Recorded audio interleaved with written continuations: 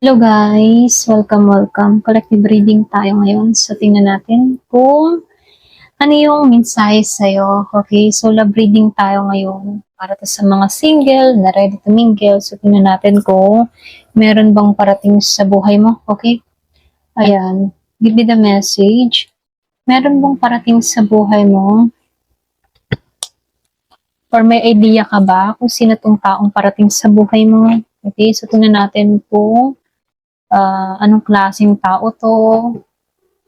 Pwedeng kilala mo na to, pwedeng meron kang hinala. Ayan, so tingnan natin.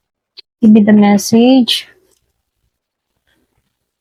Sino tong parating sa buhay mo para sa mga single?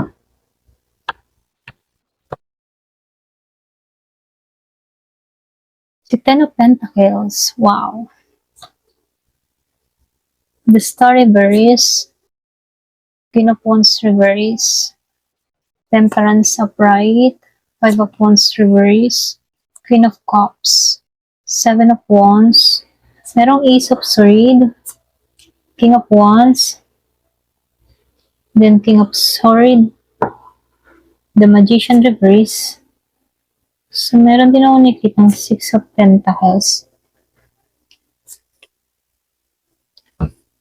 Yan, ikot ko lang ng konti para magkasya sila. Yan, dagdagan ko pa ng isa para balance eh. Meron ditong Virgo, Capricorn, Taurus, Aries, Leo, Sagittarius. Meron din dito na Scorpio, Cancer, Pisces, Gemini, Libra, and Aquarius. So, nangingibabaw dito, fire sign, Aries, Leo, Sagittarius. Malakas ang fire sign. Meron din dito na malakas yung earth sign, Virgo, Capricorn, Taurus. Then water sign. So, halos lahat nandito naman Pero mas nangingibabaw sa earth at si fire. Okay? Ayan, so start na tayo. So, dito, lumabas si Star. Kumaga si Stars, then Ten of Pentacles, and the Queen of Wands. So, andito ka sa posisyon ngayon sa tulad ng The Star Reverse, Kumbaga, nakikitaan ko dito, ikaw, yung iba sa inyo, okay? Pagod ka na sa usaping pag-ibig, or pagod ka na sa larangan ng love. Maring nawalan ka ng pag-asa dito sa The Star, para bang ikaw yung tipo ng tao na, ano kaya, may darating pa bang bago sa buhay ko? May darating pa bagang magmamahal sa akin? So, ganun yung energy mo dito, Kumbaga, iniisip mo dito na baka hindi para talaga sa'yo yung relationship sa panahon ngayon. Pero nakikitaan ko dito, yung iba sa inyo, pwedeng nasa healing process ka or pwedeng naghihilom yung puso mo sa panahon ngayon, So, lumalabas din dito na dito sa Ten of Pentacles, malakas kasi yung energy ng stable at pangmatagalang koneksyon. So, ibig sabihin pwedeng merong lumapit sa'yo dito na earth sign. Nakikita ko dito, Virgo, Capricorn, or Taurus yung pwedeng dumating sa buhay mo, Kumbaga, yung tadhana na yung lalapit dito, hindi lang to masasabing basta fling-fling, hindi to ganon. Kumbaga, meron tong potential sa mas seryosong commitment at secure pagdating sa future, okay? Kaya may naman wag magmadali, Kasi pag talagang nakatadhana na dumating tong taong ito sa buhay mo, kusa tong darating, hindi to hinahanap, So dito lumabas din tong si Queen of Wands Reverse. Yung iba sa inyo kasi nakikitaan ko dito medyo nagkakaroon ka ng self-doubt. So, may part sa'yo dito na hindi mo nakikita yung sarili mo na worth, okay?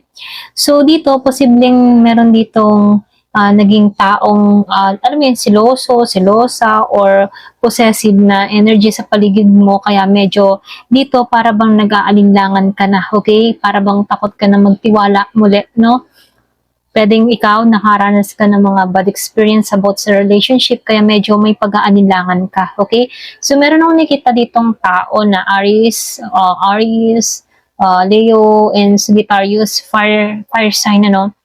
So dito, ano, nakikitaan ko rin dito, huwag kang mag-alala, no? Kumbaga, pwedeng nasa stage ka ng healing dito, yung sinabi ko nga dito. Pero ito yung maganda kasi lumabas si Temperance dito.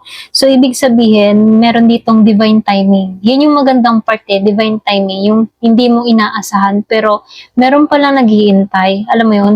So, dito, sa nakikitaan ko dito, no, hindi mo siya hinanap dahil kusa itong darating sa tamang panahon.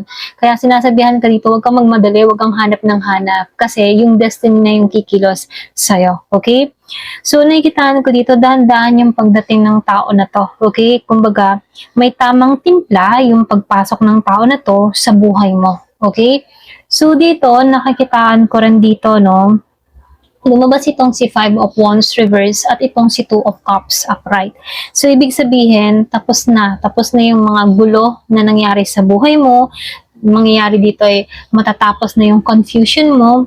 So, nakikitaan ko dito na meron nangyayari sa'yo sa nakaraan na hindi ka aya-ayang koneksyon.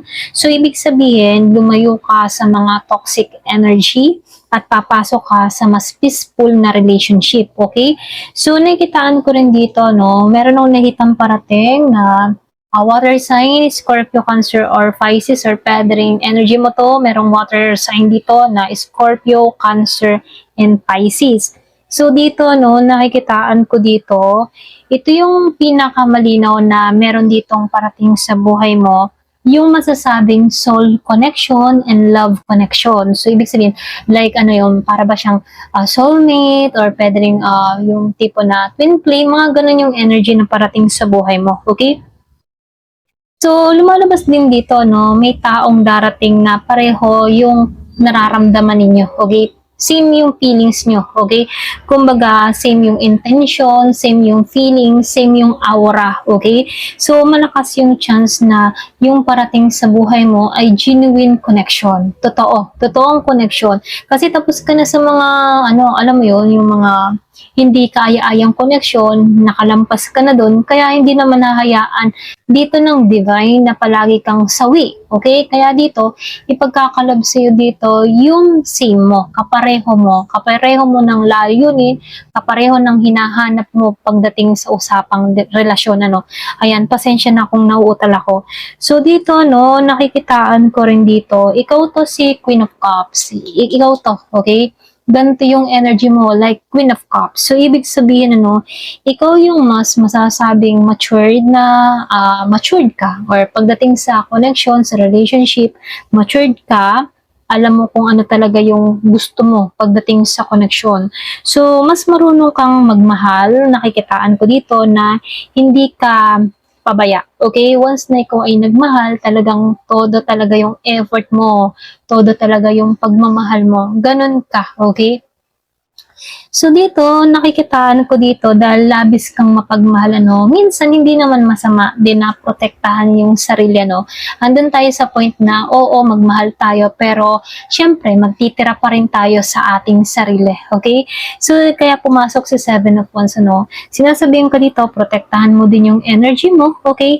Hindi ka na basta-basta papasok kasi sa kahit sino na alam mo yun, yung papasok basta-basta lamang sa kahit sino. Hindi ka na ganun eh. Kasi alam mo na dito kung ano yung standard mo. Okay? So, lumalabas din dito, no, meron akong nakikitang lalapit na kailangan may tunay na intention. Okay? So, dito, nakikitaan ko dito, maingat ka na eh. Ikaw yung tipo ng tao na hindi ka basta-basta nagpapapasok sa buhay mo. Kasi dahil sa mga experience mo dito, sa unang card na to, nakikitaan ko dito, binago ka ng panahon. Okay?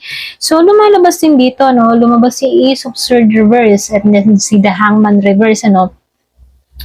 So, nakikitaan ko dito sa Ace of Swords reverse, meron nung nakitang simula, pwedeng maaring misunderstanding dito sa Ace of Swords reverse. Meron nung nakitang Gemini, Libra, or Aquarius, pwedeng meron kang ma-encounter na ganito.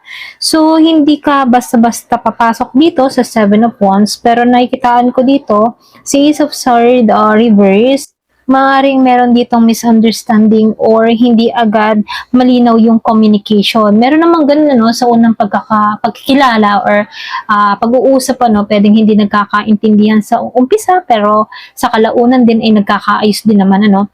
So, pwedeng itong klase ng tao na papalapit sa'yo, pwedeng mahiyain or pwedeng hindi siya showy or pwedeng ma-misunderstand mo tong tao na to. Okay? Hindi kasi diretsa siya magpahayag ng kanyang nararamdaman kasi may pagkamahiyain to taong papasok sa buhay mo. Okay? Meron nung nakitang Gemini, Libra, or Aquarius. So, dito, no, nakikitaan ko rin dito, meron ditong biglaang movement dito sa Dahangman Reverse, no? So, ibig sabihin, matagal nang stagnant yung love life mo. Yung iba sa inyo, para bang matagal ka nang nakatingga, okay? So, hindi ka nag-iisa, ano? So, maraming nakatambay yung love life, ano?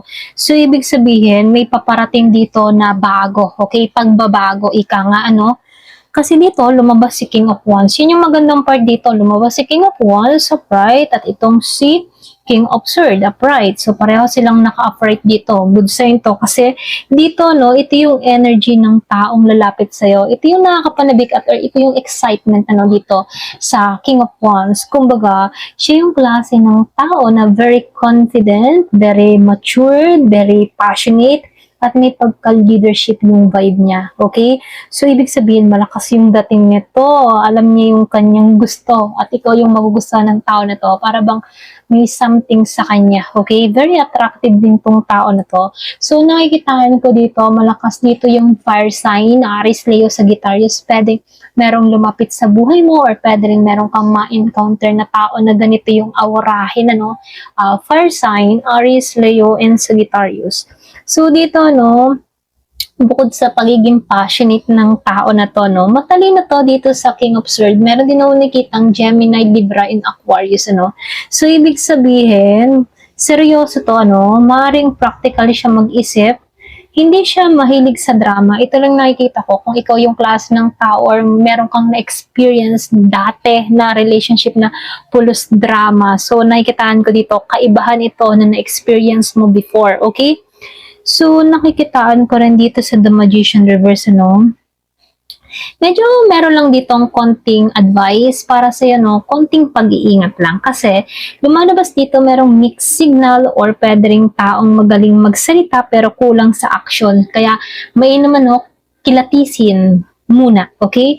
Kasi, syempre, mayroong nadating din na sabay-sabay, ano, sabay-sabay sa buhay natin. So, maiinom pa rin yung pag-iingat, ano, kilatisin, okay?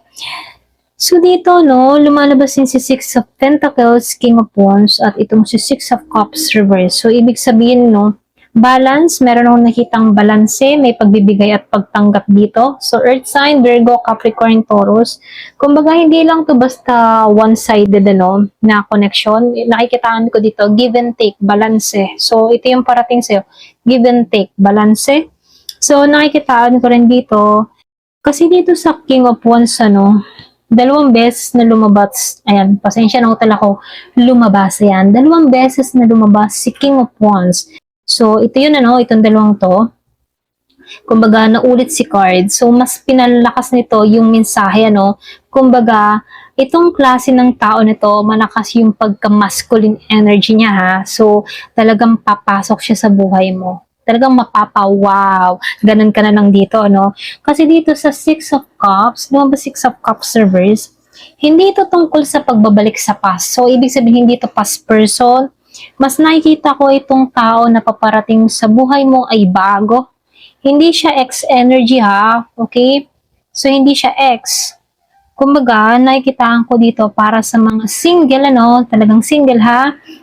May taong biglang darating na hindi mo inaasahan sa oras. Ay, I mean, ano, yung tipong hindi ka naman naghahanap, tapos biglang dumating sa buhay mo, hindi ka, yung bang tipong hindi talaga inaasahan, ganon, unexpected, okay? So, hindi to agad-agad, ano, kasi lumabas dito, merong divine timing, ano, kaya mainam, ano, wag magmadali, no, kasi kusa tong darating. So, mainam din yung ipagdasal, ano, kasi kapag ikaw ay humihiling talaga ng taong karapat-dapat para sa'yo, so, mainam yung magdasal, syempre, kasi ang pagpapala naman at pagbibigay ng tamang pagmamahal ay galing sa taas, ano. So, mainam talaga ipagdasal yan. So, dito, no, kumbaga nakikitaan ko dito, hindi mo to inaasahan, hindi mo siya hinahabol. Alam mo yun, hindi mo siya hinanap, hindi mo siya hinabol. Para bang kusa siya na inilapit ng tadhana. Okay? Ilalapit ito ng tadhana, no? Mas mukhang bagong connection ito at meron tong potential sa serious relationship. Okay? Kung mahabang panahon ka na single at mahabang panahon ka na naghihintay, ayan. So, nakikitaan ko dito, darating at darating yung time na ikaw naman ang pipiliin ng tadhana. Okay? Ayan. So, ayan, ito na yung mensahe sa'yo. Ayan. Thank you for watching. Love and peace.